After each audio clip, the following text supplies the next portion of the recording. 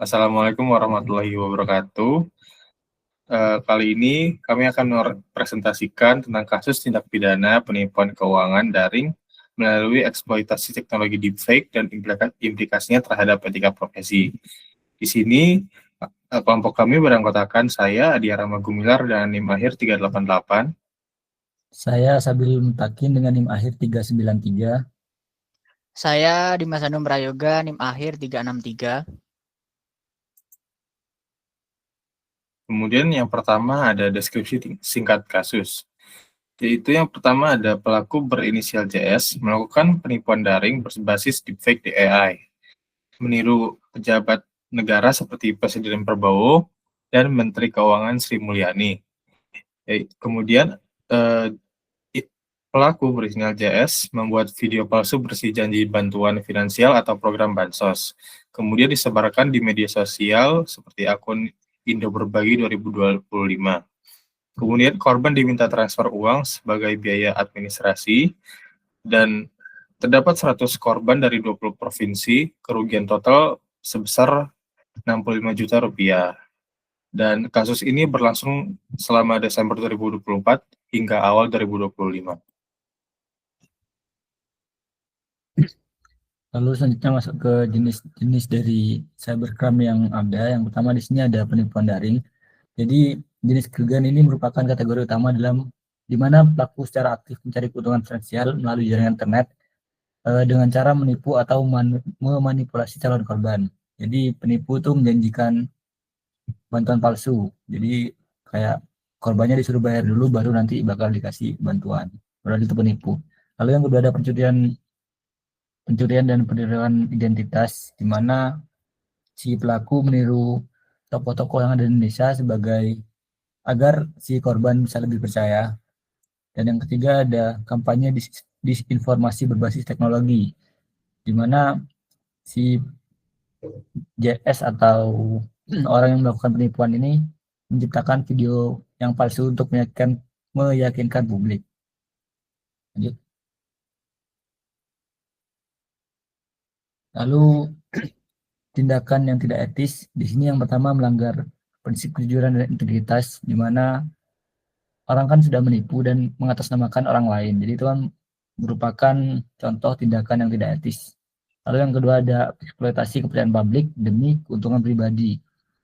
Lalu selanjutnya ada pihak yang dirugikan. Di sini ada 3, yaitu ada korban langsung, yang mana korban ini kehilangan uang serta bisa jadi trauma akibat penipuan tersebut. Lalu yang kedua ada pejabat negara.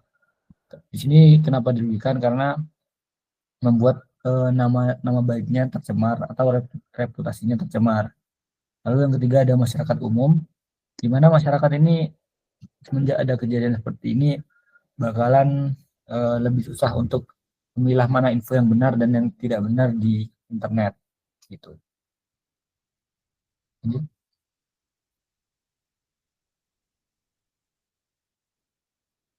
Untuk tanggung jawab moral di sini yang pertama ada pelaku dengan inisial JS, yang mana pelaku ini menyalahgunakan kemampuan teknologi untuk tindakan kriminal, yang mana untuk tanggung jawabnya seharusnya pelaku itu mengakui kesalahannya serta berusaha untuk tidak mengulanginya lagi.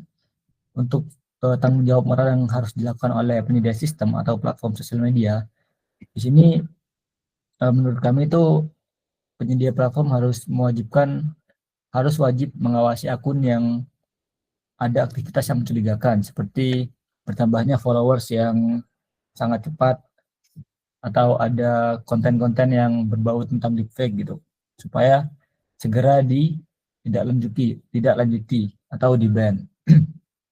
Ya, lanjut.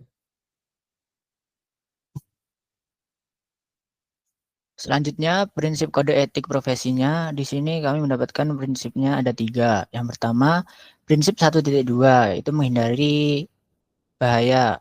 Di mana prinsip ini mengharuskan profesional di bidang komputasi untuk tidak melakukan tindakan yang berpotensi menyebabkan konsekuensi negatif. Yang kedua, yaitu prinsip 1.3, di mana integritas dan kejujuran adalah pilar dalam etika komputasi. Pelaku menggunakan keterampilan teknisnya untuk menciptakan representasi palsu dari kenyataan yang merupakan antitesis dari prinsip kejujuran. Tindakan ini merusak fondasi kepercayaan yang merupakan prasyarat bagi interaksi digital yang etis. Dan yang ketiga yaitu prinsip 3.4, di mana prinsip ini relevan bagi pengembang teknologi deepfake. Ada kewajiban etis bagi para pencipta teknologi untuk memitigasi resiko sosial yang dapat ditimbulkan oleh produk mereka.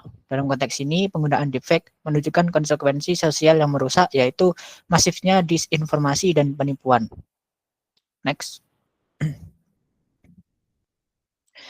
Rekomendasi etis dan preventif. Rekomendasi etis dan preventif untuk masyarakat. Di sini ada dua, yaitu peningkatan literasi digital kritis. Masyarakat harus diberikan pelatihan dan edukasi secara berkala mengenai ciri-ciri penipuan daring dan deepfake. Hal ini mencakup pemeriksaan tanda-tanda nonverbal seperti inkonsistensi gerakan bibir, kualitas audio yang janggal, atau ekspresi wajah yang tidak natural.